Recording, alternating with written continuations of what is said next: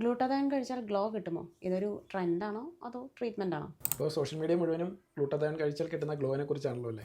അതുകൊണ്ട് തന്നെ ഇത് പലർക്കും ഉള്ളൊരു ഡൗട്ടാണ്, ഗ്ലൂട്ടതയോൺ കഴിച്ച് കഴിഞ്ഞാൽ എന്തെങ്കിലും ഹെൽത്ത് ഇഷ്യൂസ് ഉണ്ടോ, അല്ലെങ്കിൽ കിഡ്നി തകരാറിലാവോ എന്ന്.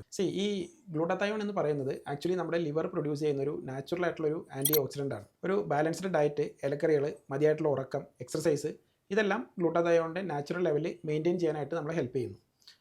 അതിനാൽ സപ്ലിമെൻ്റ് ആവശ്യമുണ്ടോ എന്നത് ഓരോ ബോഡിയുടെ നേച്ചർ അനുസരിച്ചിരിക്കും. ഈ ഗ്ലൂട്ടതയോൺ അതിൻ്റെ പേരിൽ വൈറലാണെങ്കിൽ സൈഡ് എഫക്റ്റ് ഇല്ല എന്ന അർത്ഥമില്ല. ഒരു ഹെൽത്തി ലിവറും കിഡ്നിയും ഉള്ളവരിൽ ഗ്ലൂട്ടതയോൺ ജനറലി സേഫ് ആണ്, പക്ഷേ കറക്റ്റ് ഡോസിലാണെങ്കിൽ. ബിക്കോസ് ഓവർ യൂസ് കിഡ്നീനെയും ലിവറിനെയൊക്കെ നല്ല രീതിയിൽ ബർഡൻ ചെയ്യാറുണ്ട്. സോ ഗ്ലൂട്ടതയോൺ ടാബ്ലറ്റായി കഴിക്കുകയാണെങ്കിൽ ദിവസവും ഒരു 250 mg മുതൽ ആരംഭിക്കാവുന്നതാണ്. അതാണ് ഏറ്റവും സുരക്ഷിതം. അതുപോലെ ശരീരത്തിൽ മറ്റ് ആരോഗ്യ പ്രശ്നങ്ങളൊന്നും ഇല്ലാത്തവരാണെങ്കിൽ ഒരു 500 mg വരെയൊക്കെ ഒരു ദിവസം കഴിക്കാൻ സാധിക്കും. പക്ഷേ അതിന് മീതെയാണ് നിങ്ങൾ കഴിക്കുന്നതെങ്കിൽ, അതായത് ഒരു 1000 mg വരെയൊക്കെ ആണെങ്കിൽ, അല്ലെങ്കിൽ മറ്റ് ഇഞ്ചെക്ഷൻസ് വഴിയൊക്കെ ഗ്ലൂട്ടതയോൺ സ്വീകരിക്കുന്ന ഒരു സാഹചര്യം വന്നാൽ അത് നിർബന്ധമായിട്ടും ഒരു ഡോക്ടറുടെ നേരിട്ടുള്ള മേൽനോട്ടത്തിലൂടെയും പരിശോധനകളോടെയും കൂടി മാത്രമേ ചെയ്യാൻ പാടുള്ളൂ.